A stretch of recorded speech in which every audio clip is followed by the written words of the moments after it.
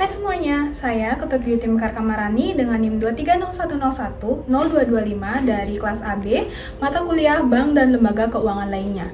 Kali ini saya akan membahas study case 5 tentang kredit macet pada Bank BRI pada tahun 2019 di sektor pertanian, dengan analisis bahan diskusi berupa 4 pertanyaan berikut.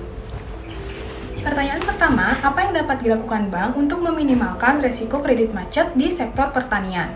Nah, bank dapat melakukan beberapa strategi untuk mengurangi risiko kredit macet, antara lain yang pertama, analisis kredit yang lebih ketat dengan mempertimbangkan risiko cuaca, lokasi, dan jenis komoditas.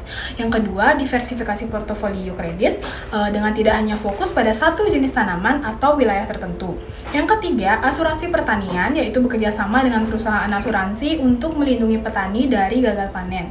Yang keempat, pendampingan dengan edukasi petani seperti pelatihan manajemen keuangan dan teknik pertanian modern.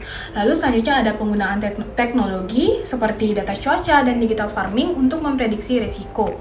Nah, selanjutnya ada skema pembayaran fleksibel yang dengan menyesuaikan musim panen atau seasonal repayment. Nah, lanjut ke pertanyaan kedua, yaitu bagaimana peran pemerintah dalam mendukung program KUR dan membantu bank mengurangi risiko kredit macet.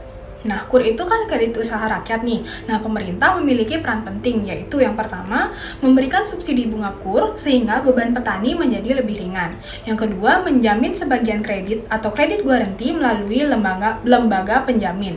Lalu menyediakan asuransi pertanian seperti AUTP atau asuransi usaha tani padi. Lalu membangun infrastruktur pertanian seperti irigasi dan jalan distribusi. Selanjutnya ada memberikan penyuluhan dan pendampingan agar produktivitas para petani ini meningkat. Lalu yang terakhir ada menjaga stabilitas harga hasil panen sehingga pendapatan petani menjadi lebih terjamin. Nah, lalu pertanyaan ketiga, apa dampak kredit macet pada portofolio kredit bank dan stabilitas keuangan bank? Nah, dampak kredit macet ini cukup signifikan, yaitu yang pertama, menurunkan kualitas aset bank karena meningkatnya NPL. Nah, NPL itu adalah non-performing loan.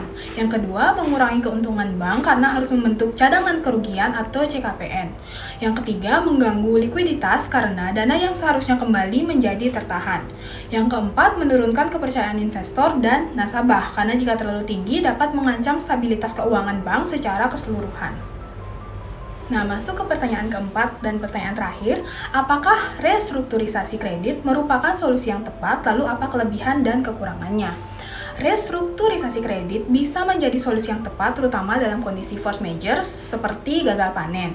Nah, kelebihan dari restrukturisasi kredit ini, yang pertama, bisa membantu petani tetap mampu membayar kredit. Yang kedua, mengurangi lonjakan kredit macet atau NPL atau non-performing loan tadi. Yang ketiga, menjaga hubungan baik antara bank dan nasabah. Lalu yang keempat, memberi waktu bagi petani untuk memulihkan usaha. Nah, lalu selanjutnya kekurangannya apa sih? Yang pertama ada risiko gagal bayar karena jika kondisinya tidak membaik, pasti tetap ada risiko petani itu akan gagal membayar. Yang kedua, ada memperpanjang periode kredit sehingga menunda penerimaan dari bank. Yang ketiga, dapat meningkatkan beban operasional bank karena jika terlalu sering dilakukan akan menimbulkan moral hazard atau nasabah jadi kurang disiplin. Nah, sekian pembahasan dari study case tadi. Mohon maaf apabila ada kesalahan. Semoga bermanfaat. Terima kasih.